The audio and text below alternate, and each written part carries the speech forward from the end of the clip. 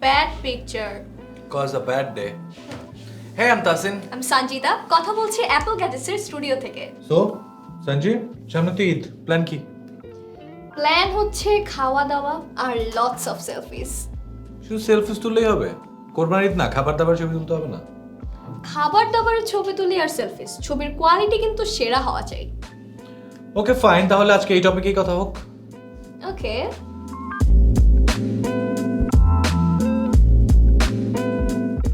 দেখতেই পাচ্ছেন আমার হাতে আছে একটা iPhone 14 Pro Max আর আজকে আমি কথা বলবো 14 Pro Max এর ক্যামেরা সেটিংস নিয়ে। মোস্ট অফ দ্য আইফোনের ক্যামেরা সেটিংসই কোয়াইট সিমিলার হয়, বাট কিছু কিছু জিনিস এদিক ওদিক হতে পারে আগের আইফোনগুলো থেকে। ছবি তুলবার আগে সবার প্রথমে আমরা যে কাজটা করব সেটা হচ্ছে ফোনের সেটিংসে যাব, দেন ক্যামেরা সেটিংসে ঢুকবো, দেন ফরম্যাটসে গিয়ে মোস্ট কম্পিটেবল অপশনটা অন করে নিব। এখানে কি ফিচার হিসেবে the most important feature pro র অপশনটা আমরা এনেবল করে নিব। যেহেতু iPhone 14 Pro Max এ 48 মেগাপিক্সেল দেয়া আছে, সেহেতু প্রো র অপশনটা অন করলে আপনার ফোনের রেজলিউশন অটোমেটিক 48 মেগাপিক্সেল সেট করে নেবে, কিন্তু আপনি চাইলে এটাকে 12 মেগাপিক্সেলেও কনভার্ট করে নিতে পারেন। এই ফিচারটি শুধুমাত্র 12, 13 এবং 14 প্রো সিরিজগুলোতে অ্যাভেলেবেল আছে এবং আমি প্রো র ফিচারটিকে হাইলি রিকমেন্ড করছি, কারণ আপনি যখন ফটো এডিট করতে যাবেন তখন এই ফিচারটি যদি অন থাকে তাহলে আপনি কালার, এক্সপোজার কিংবা হোয়াইট ব্যালেন্সে পাবেন দারুণ ফ্লেক্সিবিলিটি। তবে প্রো র দিয়ে ছবি তুললে ছবির সাইজটা কিন্তু বেশ বড় হবে। এরপর আমরা গ্রিড এনাবল করে দিব। গ্রিড আপনাকে শর্ট কম্পোজ করার সময় বেটার সাপোর্ট দিবে।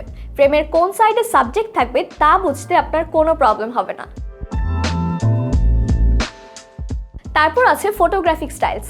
আমি ইউজুয়ালি এই ফিচার অত একটা ঘাটাঘাটি করতে যাই না। Prioritise faster shooting, lens correction, macro control enable করে নিলাম।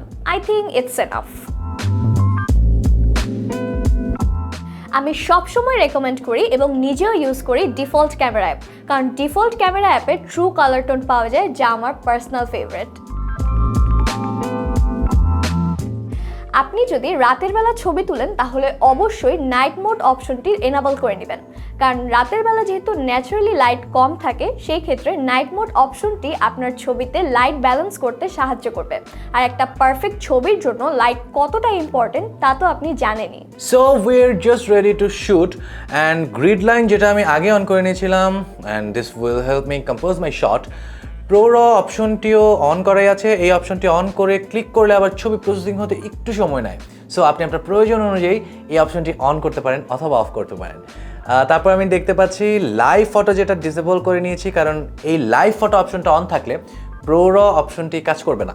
পোর্ট্রেট মোড ছাড়াও আইফোনের যে রেগুলার ফটো মোডটি আছে সেটা দিয়েও কিন্তু আপনি খুব দারুণভাবে ন্যাচারাল ব্লারি ইমেজ পেয়ে যাবেন। অ্যান্ড পার্সোনালি আমার কিন্তু রেগুলার ফটো মোডের ন্যাচারাল ব্লারি ইমেজটাই ভালো লাগে।